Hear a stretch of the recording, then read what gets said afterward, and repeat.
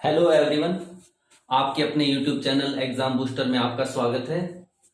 आज हम पढ़ते हैं लघुत्तम समावर्त्य और महत्तम समापवर्तक। लघुत्तम समापवर्त्य एवं महत्तम समापवर्तक।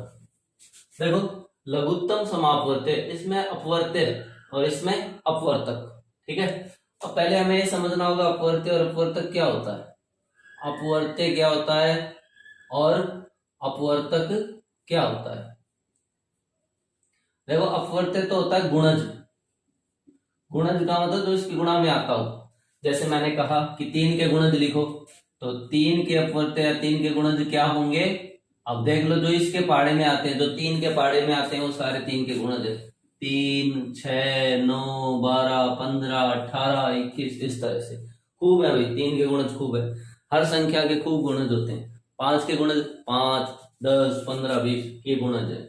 अपवर्तक क्या होता है, गुणनखंड। अपवर्तक क्या होता है, गुणनखंड। जैसे मैंने कहा 16 के गुणनखंड। ठीक है, 16 के अपवर्तक या 16 के गुणनखंड क्या होंगे। अब 16 गुणनखंड या अपवर्तक का मतलब होता है ये किस किस से विभाजित हो रहा है। ये तो इसके पहाड़े में क्या क्या आते हैं, वो हो गया 3। ये किस किस के पहाड़े में आता है, ये क्या हो गया, अपवर्तक। समझ गए। ये तो इसके पहाड़े में क्या क्या आता है और ये किसके पहाड़े में आता है, तो दोनों में अंतर स्पष्ट है। ये किस किस के पहाड़े में आता है बताओ। 1, 2, 4, 8 और 16, इनके पहाड़े में 16 आता है। तो ये इसके गुणनखंड या अपवर्तक हो गए। अपवर्त्य और अपवर्तक की परिभाषा को अच्छे से समझना होगा। अब देखो, अपवर्त्य और अपवर्तक की परिभाषा को समझने के बाद अब हम लघुत्तम समापवर्त्य और महत्तम समापवर्तक को अच्छी तरह से समझ सकते हैं। आप इसको अपनी कॉपी में, नोटबुक में नोट कीजिएगा। वह छोटी से छोटी संख्या, जैसा कि लघुत्तम, लघु का मतलब छोटा, इसलिए वह छोटी से छोटी संख्या जो दी गई प्रत्येक संख्याओं से पूरी तरह विभाजित होती है। क्योंकि इसमें अपवर्त्य आ रहा है, इसका मतलब हमें पता है गुणन। जो दी गई प्रत्येक संख्या, अब 2 संख्याएं दी गई है, 3 संख्याएं दी गई है, जैसे कोई भी 2 संख्याएं दे दी गई, अब उनका लेसर, उनका लघुत्तम, शॉर्ट में इसको हमेशा याद रखना है। अब क्या बोला जाएगा, लेसर। ठीक है, लेसर बोला जाएगा। तो 2 संख्याओं का लेसर उन दोनों संख्याओं से पूरी तरह विभाजित होता है। ठीक है, यानी कि जो लेसर होगा वो दो संख्याओं का लेसर होगा, उन दोनों संख्याओं के पहाड़े में आएगा। ठीक है, अब महत्तम समापवर्तक क्या होता है। महत्तम यानी कि बड़ी, महत्तम यानी बड़ी। महत्तम समापवर्तक क्या होता है, वह बड़ी से बड़ी संख्या जो दी गई प्रत्येक संख्याओं को पूरी तरह विभाजित करे। अब 2 संख्याओं का महत्तम समावर्तक क्या होगा, उस महत्तम समावर्तक के पहाड़े में वो दोनों संख्याएं आएगी। ठीक है, तो महत्तम समावर्तक वह बड़ी से बड़ी संख्या, लघुत्तम समावर्तक छोटी से छोटी संख्या। तो पहले हम अपवर्त्य अपवर्तक को समझ सकते हैं, इसलिए हमें इन परिभाषाओं को समझने में ज्यादा कोई दिक्कत है नहीं। अब हम बारी बारी से सीखते हैं। पहले हम सीखेंगे लघुत्तम समापवर्त्य निकालने की विधियां। सबसे पहले हम सीखते हैं लघुत्तम समावर्तक निकालने की विधियां। उनमें सबसे पहले हम सीखेंगे गुणनखंड विधि। देखो, गुणनखंड विधि से हमें 12, 18 और 24 का लेसर ज्ञात करना है, लघुत्तम समापवर्त्य ज्ञात करना है। तो देखो, इसकी जो विधियां, हर विधि इंपॉर्टेंट है। ऐसा नहीं कि कोई विधि किसी को हम सरल कह दें, किसी को कठिन कह दें। किसी सवालों में ये विधि सरल है, किसी सवाल में वो विधि सरल है। तो सबसे पहले देखो, हम इस गुणनखंड विधि से इसका लेसर निकालते हैं। 12, 18 और 24। ठीक है, इनको एक वर्टिकल लाइन में लिख लेते हैं। अब 12 के गुणनखंड लिखो भाई। 12 किस किस के पहाड़े में आता है, 12 किस किस के पहाड़े में आता है, या यूं कहो आप 12 के फैक्टर कर लो, आप गुणनखंड कर लो।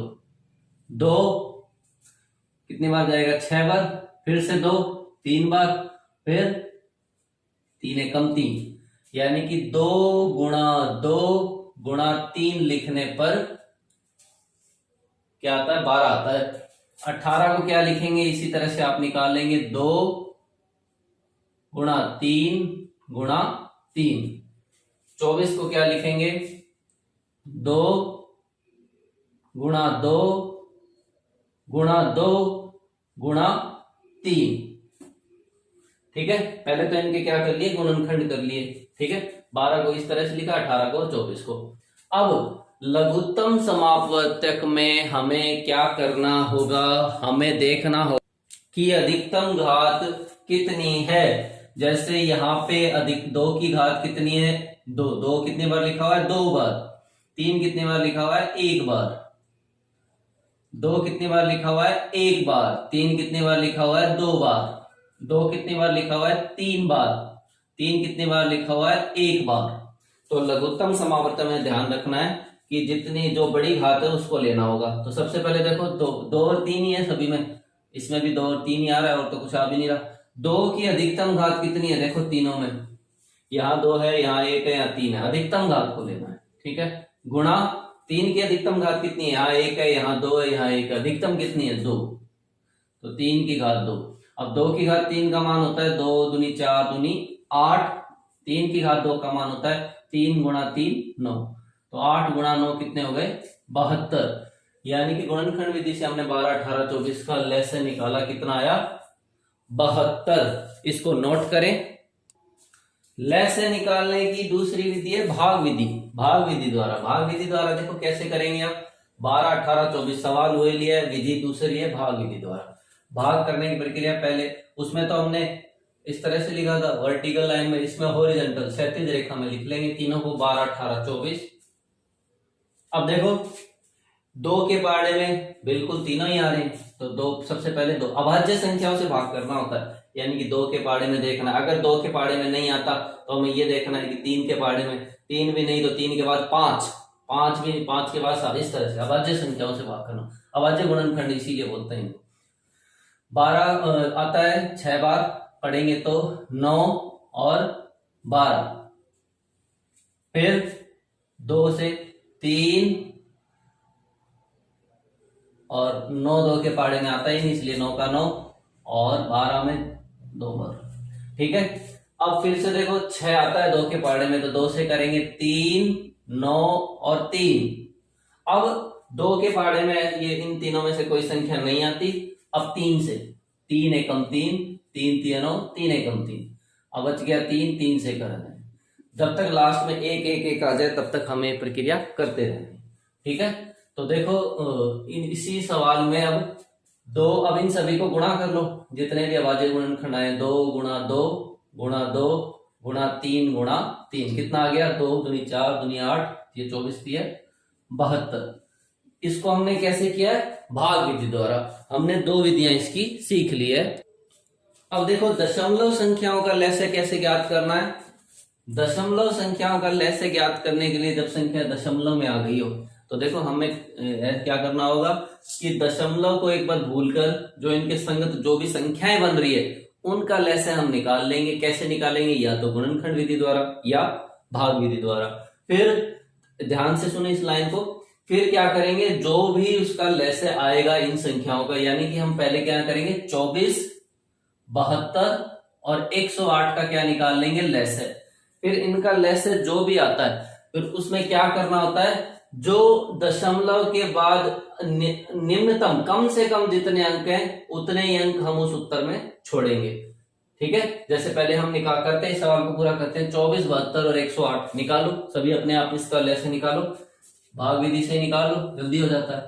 कैसे करेंगे, सबसे पहले 2 के पाड़े में आ रहा है 36 और 54, फिर दोबारा 2 के पाड़े में आता है 6 18 27, फिर 2 के पाड़े में आता है 3 9 27, फिर 3 के पाड़े में आता है 1 3 9, फिर 3 के पाड़े में आता है 1 1 3, फिर 3 के पाड़े में आता है 1 1 1।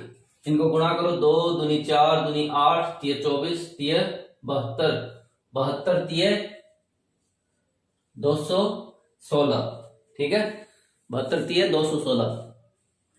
अब देखो ये किसका लसागु आया, 216 किसका लसागु आया, 24 72 और 108 का लसागु आया 216। लेकिन हमें तो ज्ञात करना था 2.4 0.072 और 1.08 का। तो देखो दशमलव के बाद सबसे कम अंक वाली संख्या यही है, 1 ही अंक है, यहाँ 3 अंक है, यहाँ 2 है।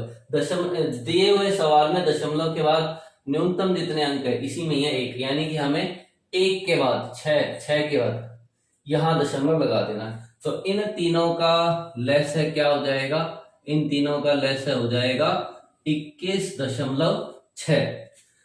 आशा है ये तरीका आप समझ गए होंगे। अब देखो घातांक संख्याओं का लस्य कैसे ज्ञात करें, घातांक संख्याओं का लस्य कैसे ज्ञात करें। देखो जैसे 2 की घात 2, 2 की घात 4, 2 की घात 3, 2 की घात 19 का लस्य क्या होगा, घातांक संख्याओं का ज्ञात है। शॉर्ट में लिख लो, आपकी दो घातांक संख्याएं अगर है और उनका आधार समान है, घातें अलग अलग है लेकिन आधार समान है, तो सबसे बड़ी घात वही उत्तर हो जाएगा। यानी कि इसका लस्य क्या हो जाएगा, 2 की घात 19 इसका लस्य हो जाएगा। ठीक है, 2 की घात 19 क्या हो जाएगा इसका लस्य।